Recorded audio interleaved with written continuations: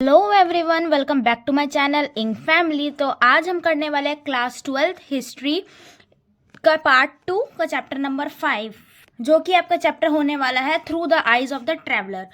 अपनी बाकी वीडियोस की तरह ये चैप्टर भी जो है मैं हैंड रिटन नोट से कवर करने वाली हूँ। ये जो हैंड रिटन नोट्स होते हैं ये मैंने खुद बनाए हैं, और अगर आपने इस नोट्स को पूरा अच्छे से पढ़ लिया तो बिलीव मी आपको ये बुक उठाकर देखने की भी बिल्कुल जरूरत नहीं पड़ेगी।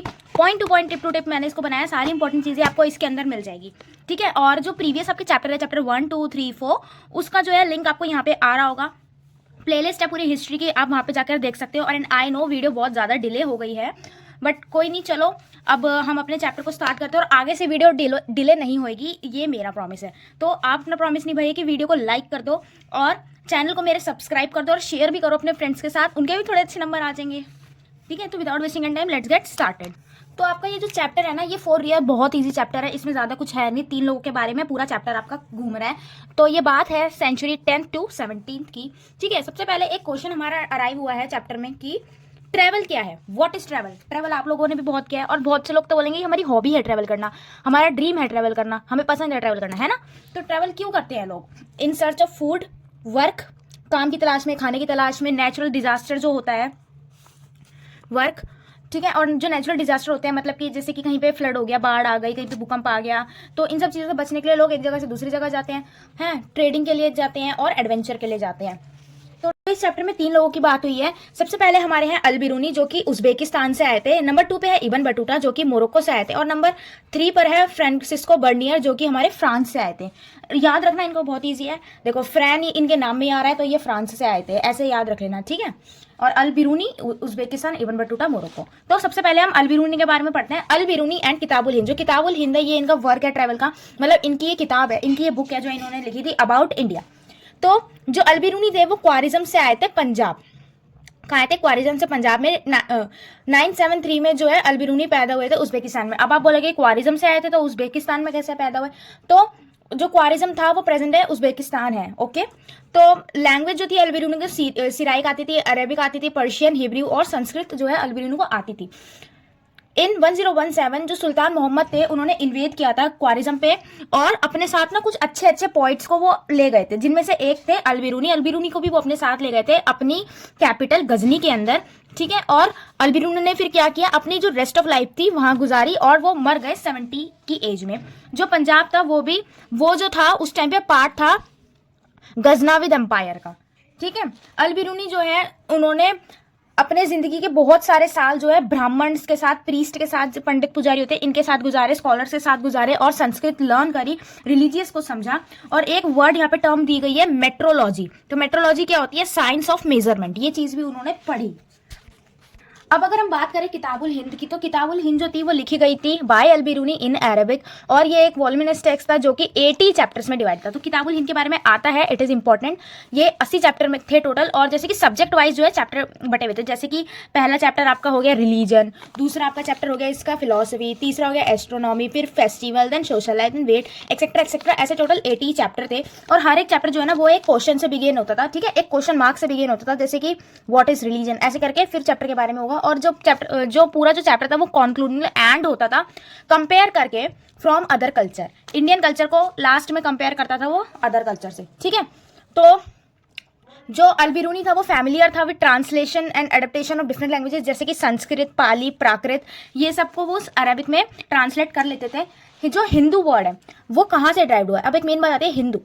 हिंदू वर्ड कहाँ से ड्राइव हुआ है? हिंदू एक ओल्ड पर्शियन वर्ड है, यहाँ पे पर्सन लिखा है, इट इज पर्शियन।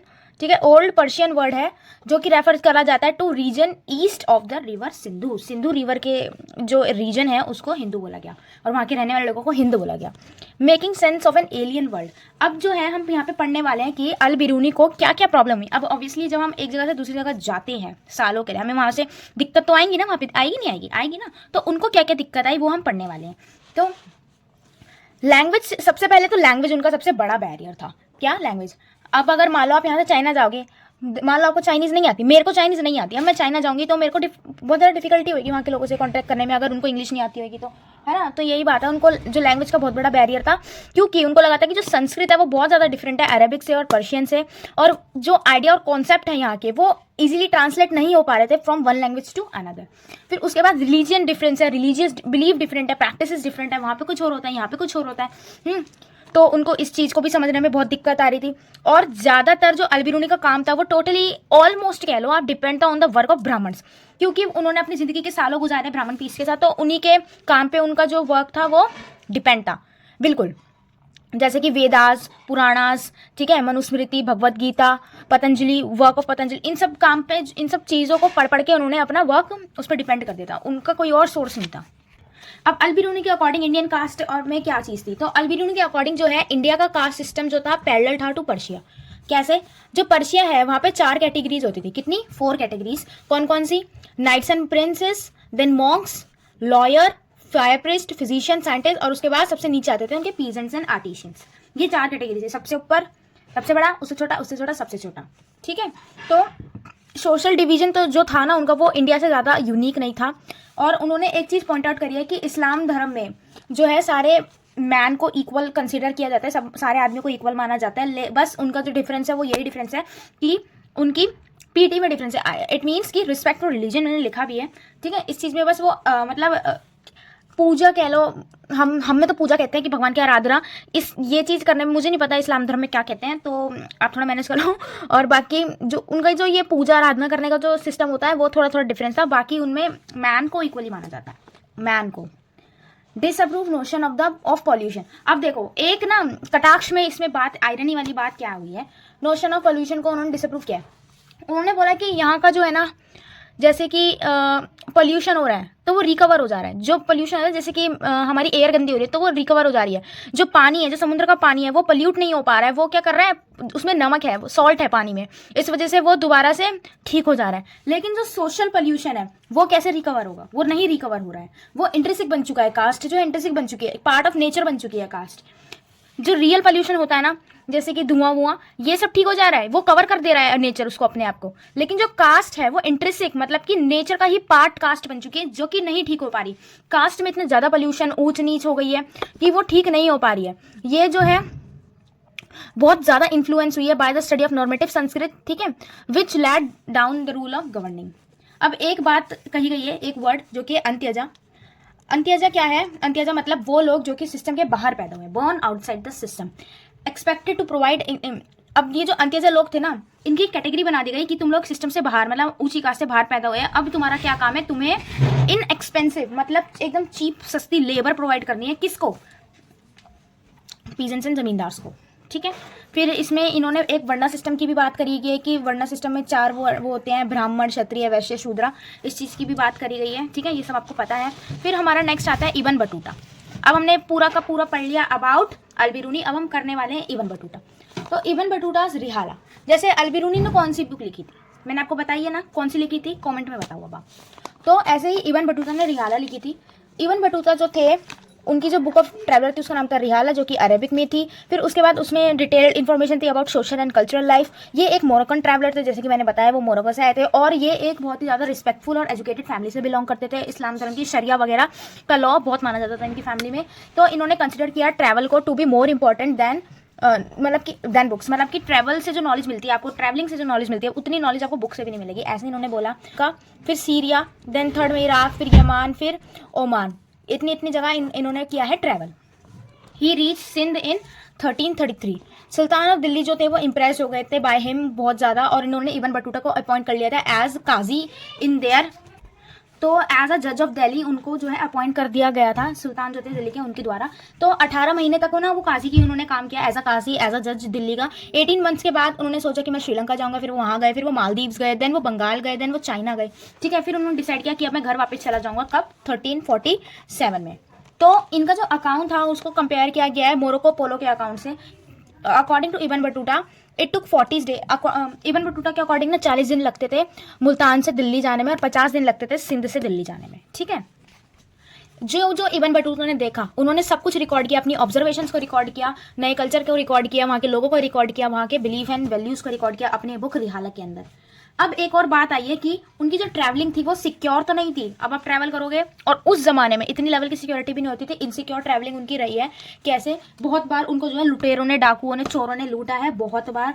जैसे कि एक बार वो जा रहे थे तो वो ना कैरावैन वगैरह से ट्रैवल करते थे, ठीक है। तो जो एक बार वो जा रहे थे मुल्तान से दिल्ली, तो उनकी कैरावैन को अटैक कर दिया गया था बाय द बहुत सारे रॉबर्स, और जो उनके साथ के फेलो ट्रैवलर्स थे ना, बहुत सारे लोग तो मर भी गए थे, दे लॉस देयर लाइफ। और जो कुछ सर्वाइव करे थे, जैसे कि इबन बटूता, वो भी बहुत गंभीर हालत में मिले थे, बहुत ज्यादा उनको चोट लगी थी, सेवरल बॉन्स हो गई थी उनके। अब इबन बटूता एक्साइटमेंट ऑफ अनफैमिलियर, बहुत सारी चीजें थी जिससे ना इबन बटूता अनफैमिलियर थे। ही नेवर नो कि ऐसी चीज भी एग्जिस्ट करती है। ऑब्वियसली वो कहाँ से आए थे? मोरक्को से। इंडिया में कोई चीज है, क्या पता वो चीज मोरक्को में ना हो, मोरक्को में चीज है, क्या पता वो चीज इंडिया में ना हो। तो ऐसे ही क्या क्या चीज़ें थी। तो सबसे पहले उनको दिल्ली ने सरप्राइज किया कि एक ग्लोबल नेटवर्क था ऑफ कम्युनिकेशन उस टाइम पर। फिर वो काजी भी बने थे, ठीक है। उसके बाद उनको वहाँ के ऑर्डिनरी लोगों की लाइफ और वुमेन ने बहुत सरप्राइज किया। और सबसे मेन बात जो उनको सबसे ज़्यादा सरप्राइजिंग लगी वो थी कोकोनट एंड पान का पत्ता। उन्होंने कभी कोकोनट नहीं देखा, जो उनको अनफैमिलियर लगा बहुत ज़्यादा, उनको उससे सरप्राइज मिला और पान के पत्ते से। तो ये एक एमसीक्यू बनता है, कोकोनट एंड पान से कौन सरप्राइज हुआ? तो हमारा इबन बटूता हो गए थे। तो अब इबन बटूता ने इंडियन सिटीज़ के बारे में क्या बोला? तो उनके अकॉर्डिंग जो इंडियन सिटीज़ थी वो थी डेंसली पॉपुलेटेड, ठीक है, ऑन प्रॉस्पेरस। इंडियन सिटीज़ जो थी वो फुल ऑफ अपॉर्चुनिटी थी, बहुत सारी अपॉर्चुनिटी भरी हुई थी उसके अंदर। और क्राउडेड स्ट्रीट थी, भीड़ भड़के वाली, और ब्राइट और कलरफुल मार्केट थी। जो बाजार थे वो सिर्फ पैसे लेन देन करने वाली जगह नहीं थी, बल्कि अपनी कला दिखाने की, सोशल कल्चर एक्टिविटीज़ की भी जगह थी। बाजार में पब्लिक परफॉर्मेंस हुआ करती थी, मॉस्कोस थे, मतलब मंदिर थे, मस्जिद थे, ठीक है। और इंडियन एग्रीकल्चर भी जो है उनको वेरी प्रोडक्टिव लगा कि हमारी सॉइल जो है बहुत ज़्यादा फर्टाइल है, फर्टिलिटी अच्छी है हमारी उनके अकॉर्डिंग। तो कल्टीवेशन जो है उस टाइम पर 2 क्रॉप्स की होती थी साल में, ऐसा उन्होंने अपनी बुक में नोट किया। और इंडियन टेक्सटाइल जो उनको पता चले कि यहाँ पे है in markets cotton cloth, fine muslin, silk and satin, ठीक है। अब एक और वो चीज़ अनफेमिलियर थी जिससे और उनको बहुत अच्छी लगी, जो कि थी हमारा यूनिक सिस्टम ऑफ कम्युनिकेशन, जो कि है postal system. It is also very important. जो मैं इंपॉर्टेंट बोलती हूँ वो इंपॉर्टेंट होता है, तो हल्के मत लेना, इसको पढ़ लेना अच्छे से। पोस्टल सिस्टम 2 तरह का होता था। सबसे पहले था, एक था हॉर्स पोस्ट, दूसरा था फुट पोस्ट। हॉर्स पोस्ट क्या था? घोड़े थे, घोड़ों के द्वारा पोस्ट को पहुंचाया, सामान को पहुंचाया जाता था। घोड़ों वाली पोस्ट को बोला जाता था उल्लूक, ठीक है। और जो फुट पोस्ट था उसमें लोग खुद चल के जाते थे, तो उसको बोलते थे दावा। तो जो हॉर्स पोस्ट थी वो 4-4 मील के डिस्टेंस पे होती थी। मतलब देखो, एक यहाँ पे घोड़ा खड़ा है, मेरे को फ्रूट्स पहुंचाने हैं, तो मैंने इस घोड़े को दे दिया। अब 4 मील दूर एक घोड़ा खड़ा होगा, ये घोड़ा जाएगा, इसको देगा, फिर ये वाला जो घोड़ा है, फिर जो ये वाला घोड़ा होगा वह दूसरे आगे वाला जो घोड़ा होगा उसको देगा। ऐसे ऐसे 4-4 मील की दूरी पे होते थे। फुट पोस्ट में क्या होता था? 3-3 मील की दूरी पर जो है, 3 मील्स की दूरी पर आदमी खड़े हुए होते थे। ये भाग के जाता था इसको देने, फिर ये भाग के जाता था इसको देने, फिर ये भाग के जाता, ऐसे करते थे। अलबिरूनी हमारे कवर हो गए और इबन बटूता हमारे कवर हो गए। थर्ड है हमारे फ्रांसिस्को बर्नियर। तो सन 1500 में ना एक पोर्टुगीज राइटर थे जिन्होंने लिखा था detail account of trade and society in south India, जो कि थे हमारे दुआर्टे बरबोसा। फ्रांसिस्को बर्नियर जो थे वो एक फ्रेंचमैन थे, फ्रेंच के इंसान थे। वो एक डॉक्टर भी थे, एक पॉलिटिकल फिलोसफर थे और एक हिस्टोरियन थे वो, ठीक है। He was in India for 12 years from 1656 to 1668। 12 साल वो इंडिया में रहे हैं, ठीक है। जो कि वो उन्होंने काम किया as a physician to prince Dara Shukoh. Dara सुखो कौन थे? एल्डेस्ट सन थे ऑफ शाहजहाँ। शाहजहाँ के जो एल्डेस्ट सन थे उनके वो फिजिशियन बन के रहे हैं मुगल कोर्ट में।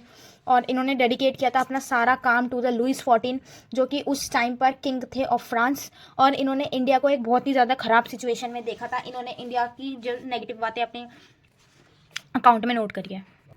जो बर्नियर थे ना, उनका जो वर्क था वो पब्लिश हुआ था फ्रांस के अंदर इन 1670 से 71 एंड ट्रांसलेट हुआ था into English, Dutch, German and Italian.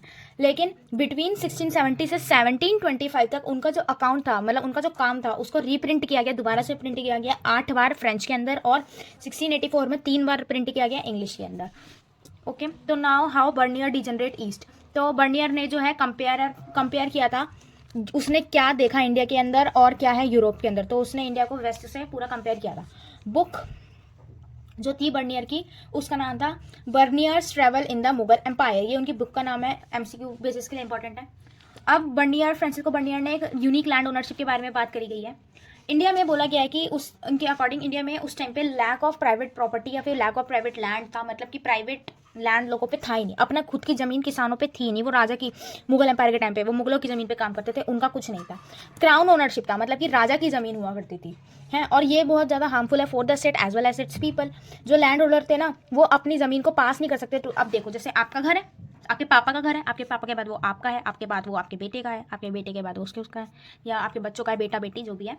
लेकिन उस टाइम पे क्या था, मुगल का है, राजा का है, क्राउन ओनरशिप है। अगर आप उस ज़मीन पे काम कर रहे हो तो आप वो अपने बच्चों को नहीं दे सकते हो, वो राजा की ज़मीन है। और इसी वजह से लोग उस पर लॉन्ग टर्म इन्वेस्टमेंट करने से कतराते थे कि अगर हम लॉन्ग टर्म इन्वेस्टमेंट करेंगे तो हमें क्या फ़ायदा, वो तो हमको मिलना ही नहीं है। अब जैसे एग्जाम्पल के लिए देखो, जो लोग रेंट पे रहते हैं वो, अब आप जो हो वो अपनी, मान लो आपको बोला गया है कि आपकी वॉल्स अच्छी नहीं हो रही है, आप चाह रहे हो कि ना मैं वॉलपेपर लगा दूं दीवार में बढ़िया सा पेंट करके बिल्कुल सजा दूं, लेकिन आपके उसमें ज़्यादा पैसे लग रहे हैं, तो आप सोचोगे छोड़ो ना, हमको कौन सा यहाँ पे ज़िंदगी भर रहना है, या हमको कौन सा ज़्यादा रहना है, हम साल 2 साल यहाँ पे हैं, उसके बाद हम कहीं और हो जाएंगे, तो आप उसमें ज़्यादा लंबी इन्वेस्टमेंट करने से कतराओगे, है ना। तो सेम यही सिस्टम था वहाँ पे एग्रीकल्चर का, और कोई भी मिडल स्टेट नहीं थी, मतलब कि या तो गरीब है या तो अमीर है, बीच का कोई बंदा नहीं है। गरीब गरीब होता जा रहा है, अमीर अमीर होता जा रहा है। बहुत ज़्यादा ऑपरेशन था ऑफ फार्मर्स, बहुत ज़्यादा उनकी मट्टी पीट होती थी। तो so Mughal empire, its king was the king of the beggar, ऐसा उन्होंने बोला है फ्रांसिस्को बर्नियर ने, कि मुगल एम्पायर के जो राजा थे ना, वो राजा प्रजा के नहीं, राजा थे वो भिखारियों के, ऐसा उन्होंने बोला है कि उस टाइम पर इतनी गरीबी थी, किसानों की तो बहुत ही ज़्यादा बुरी हालत थी। ठीक है, तो अब सोशल रियलिटी की बात करते हैं। जो आर्टिशंस थे उन लोगों को कोई भी इंसेंटिव नहीं मिलता था ताकि वो अपने काम की क्वालिटी को बढ़ाए, मैन्युफैक्चर बढ़ाए। मैन्युफैक्चर जो है बिल्कुल ख़त्म ही हो गया था। लॉन्ग डिस्टेंस एक्सचेंज होता था उस टाइम पे, और जो 15% जो पॉपुलेशन थी इंडिया की वो रहती थी टाउन में। डिस्क्राइब किया गया मुगल सिटीज़ को एज कैंप टाउन, की कैंप बना के वहाँ पे लोग अपने रहते हैं। एक वर्ड आया है महाजन, जो कि बोला गया टू द मर्चेंट, जो कि बहुत ज़्यादा स्ट्रॉन्ग कम्युनिटी या किंग टाइप से बिलोंग करते हैं, जो ज़्यादा अच्छे, ज़्यादा अमीर बड़े मर्चेंट्स हैं, उनको महाजन बोला जाता था। अब वुमेन स्लेव एंड सती, तो ये सिस्टम क्या था, वुमेन्स की, स्लेव्स की बहुत बुरी हालत थी, और जो स्लेव्स थे ना उनको as a commodity, as a सामान, एज अ वस्तु, गिफ्ट के रूप में एक्सचेंज किए जाते थे। स्लेव्स कौन होते हैं, नौकरों को ना पैसों में खरीदा जाता था, खरीदते थे, मतलब कि हमने तुमको पैसे दे दिया, अब तुम हमारे नौकर हो, खरीद लिया, वन टाइम इन्वेस्टमेंट करती उनमें खरीद के, मतलब जैसे हम कोई सामान खरीद लेते, कपड़े खरीद लेते, ऐसे स्लेव खरीदते थे। जो फीमेल स्लेव थी ना, वो सुल्तान की सर्विस में काम करती थी, एंड जो एक्सपर्ट थी इन म्यूजिक में, डांस में, वो तो सुल्तान की स्लेव्स थी, फीमेल स्लेव को सुल्तान रखते थे अपने एम्प्लॉय, वो जो उनका वो होता था ना, नोबल लोग, उन पे नज़र रखने के लिए वो फीमेल्स को रखते थे। और एक सबसे बड़ी जो प्रॉब्लम थी सती प्रथा, कि अगर किसी वुमेन के हस्बैंड डाई हो जाते हैं तो उनको उनके साथ उनकी चिता पर बैठना पड़ेगा। ये थी सती प्रथा, ये तो सबको पता होगा, है ना। चाहे वो वुमेन उस पर एग्री हो चाहे ना हो, she has to sacrifice her life if her husband is no more. ये थी उस टाइम की कहानी। तो ये था आपका पूरा chapter through the eyes of travellers, जो कि मैंने कवर कर दिया है हैंड रिटन नोट से। इस नोट्स का जो लिंक है ना, ये आपको डिस्क्रिप्शन बॉक्स में मिल जाएगा, जाकर देख लेना, और इंक फैमिली को सब्सक्राइब ज़रूर कर देना। तो मिलते हैं आपको नेक्स्ट वीडियो में, तब तक के लिए बाय बाय।